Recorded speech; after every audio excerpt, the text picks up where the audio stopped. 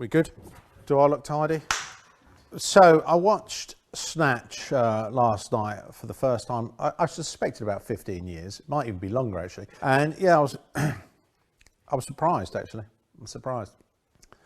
I was surprised because it tickled me. It's about...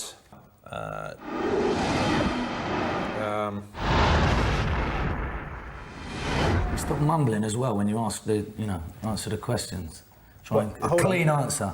The film's about... I don't know nothing about a film. A diamond. I have no idea. Hope. I don't read script. To be honest, I haven't got a tube of glue. Antique cozies. It's all going to cut together, really. Would you like to know about the story, Jay? Yeah. Okay, well, I'll tell you about the story, and then all you have to do is ask. All right, the story is about a load of big, large characters that are sort of cartoon-like.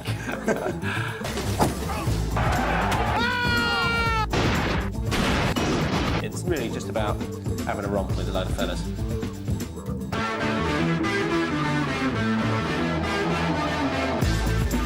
I need to have a shake.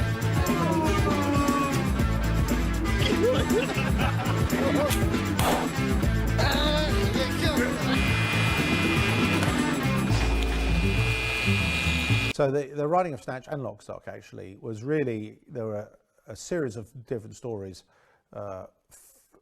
folk, sort of lyric pub speak that I picked up in gyms and pubs and whatnot. Interesting little narratives about idiosyncratic characters that managed to capture your imagination, and you were interested in the subculture of these characters, which I felt was never sort of expressed in any format that I was familiar with. I thought what I'll do is I'll tell a writer these tales, and then they'll write these tales for me, and then we'll go make a film, because principally I wanted to be a director, not a writer. I would end up writing scenes and presenting them to writers to rewrite. And then the writers lost interest actually in that process. And then since I couldn't find another writer, I just went, oh, fuck it. Let's take all my notes and cobble that into a script. So yeah, it was sort of the lyric tradition of gathering sort of urban legends, put them all in one pot.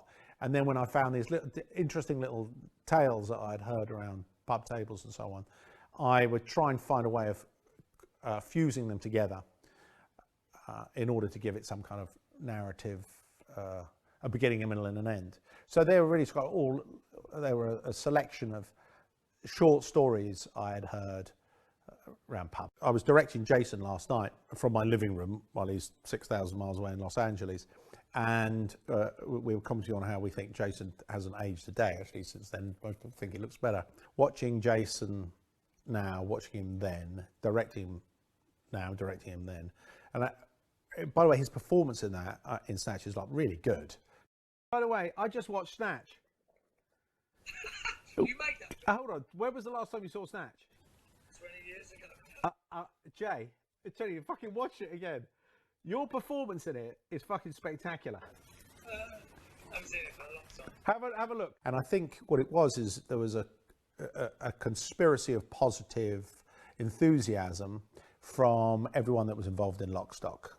So drunk on the fumes on Lock, Stock, we sort of went to war with Snatch. Brad Pitt, when we went to Los Angeles on Lock, Stock, I got a call from Brad Pitt's agent saying, Brad would like to meet you, really likes Lock, Stock.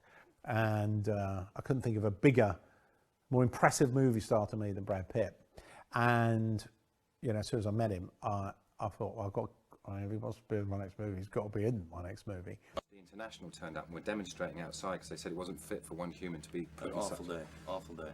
And of course, Mr. Brad Pitt makes an appearance. Was he good in the audition? I actually called up Guy to have a chat with, see if there's anything in the future. And I said, well, as it happens, Brad, we do have something in the future. I wanted Brad to play the Traveller. So I took my shirt off and I was sort of running around the gaff with my fists out, trying to do the best impression I could of what I thought that character would look like. Anyway, he signed up for it. He went, all right, I'll give that a crack. He got accent coaches and all of that. I had to tell you, and it was becoming a bit dry. And the day before, I said he wasn't very happy with his accent. I wasn't very happy with his accent. I said, I think we should have a bit more fun with this. And then I sort of did the role again. And then Matt Vaughn and myself, the idea was to inspire Brad to take on this role. And it had the reverse effect. He just went, fuck it, you do it. You're really good at it. You do it. You be the guy. And then Vaughn and I were paranoid for the duration of the film that Pitt was just going to go, nah, you're all right, mate. You crack on. Because no one could understand a word that he was saying. Pitt's hands started running into trouble because the chap he was fighting used to be a sparring partner of Mike Tyson's, and he kept hitting his elbows. There's only so many times you can hit someone's elbows before you can't move your hands anymore. And I think that was our principal concern, was how we could present, because Brad was all like hot and ready to go. And it was all quite visceral, that stuff. And Pitt did not mind taking a kicking. And he didn't mind giving the other chap a kicking. It was all a question of preserving his mitts. One of the things that I do lament is I feel as though I sort of wish that I'd made a follow-up to Snatch. But I was so distracted by other things in my life at that time that I didn't know what was up and what was down. But you know, if I was in that position now, knowing what I know now, I probably would have made 3 of those. If I sat down and thought about it now for 15 minutes, I could, you know, I mean, Brad Pitt became Tyson Fury. Yeah, I mean, yeah, it wouldn't take me too long to piece together where all those characters are now.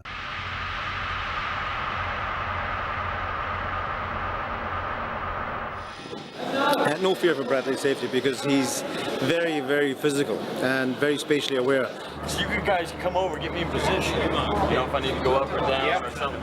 Yeah. So I can lose the... I think you'll find that once if you can block that hand and that hand, that will almost bring you into position. Right, he's in there. Okay.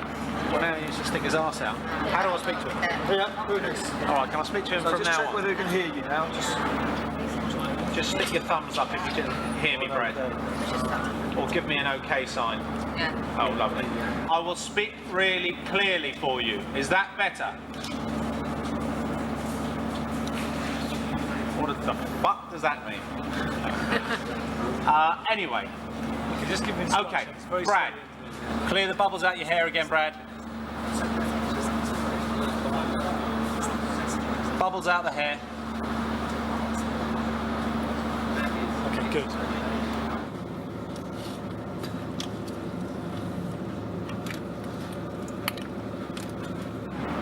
Okay, we're very nearly there.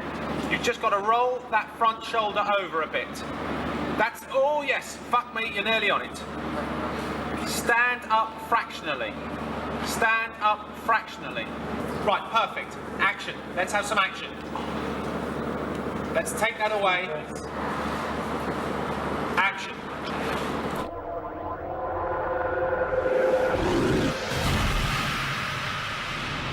Brad, Jean thinks you cocked that one up, and could you do it again, please?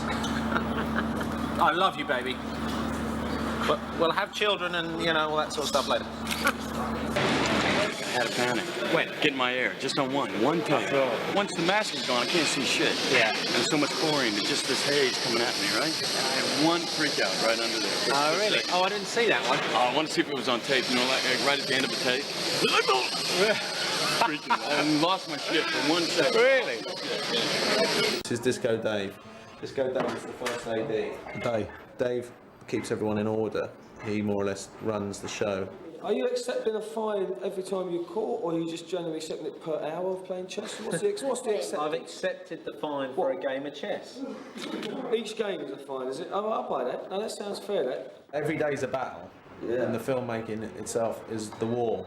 Defeat is not an option. Very good, this guy. There was air in the gate. A lot of air.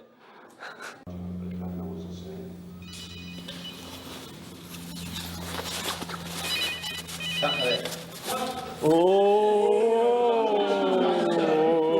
So sorry. I fucking feel terrible. Fine. That is a fine. What's your name? What is it, red or yellow? It's a yellow. It's a yellow. Statham.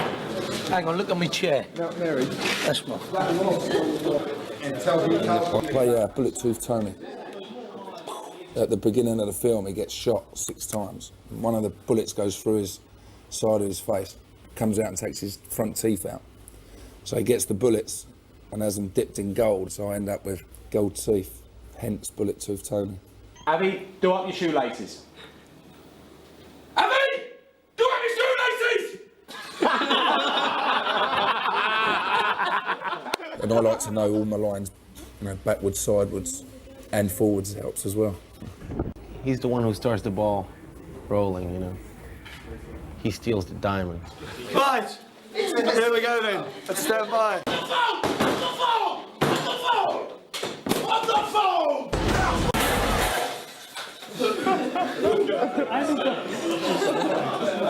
You got scared. Well, obviously I didn't want to, Check.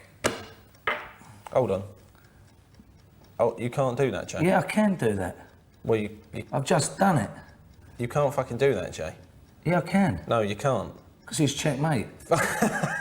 It's No, simple. hold on. What do you mean, hold on? What do you mean, hold on? What do you mean, hold on? That was not there, Jay. No, it was there, Guy. No, it wasn't. Of course I gave it to him, you know, I've got to cheer him up before I completely calm down to size. All right, Jay, how you feeling? Fucking how do you feel? I feel 30 quid out, that's how I feel. See, now there's a good illustration of how that technique works. Good, Jay. Well, I'm very pleased that you feel like that, Jay. I don't think you are. No, I feel absolutely awful. If you rewind the tape, you'll see how you react. Bow to the master. You've just lost. Get that. You're going to catch it tomorrow. I'll give that one to you. I thought you might. I'll give that one to you. I must say, that was... Right, let's start the interview now then, shall we?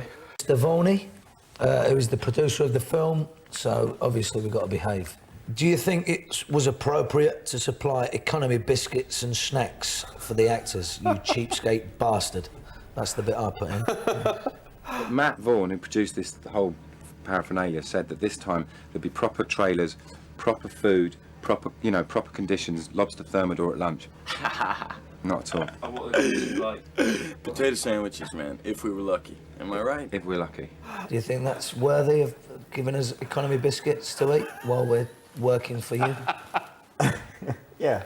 What do you mean, yeah? No one complained apart from you. That's not strictly true, actually, Matt. I'll ask him. Everyone complains.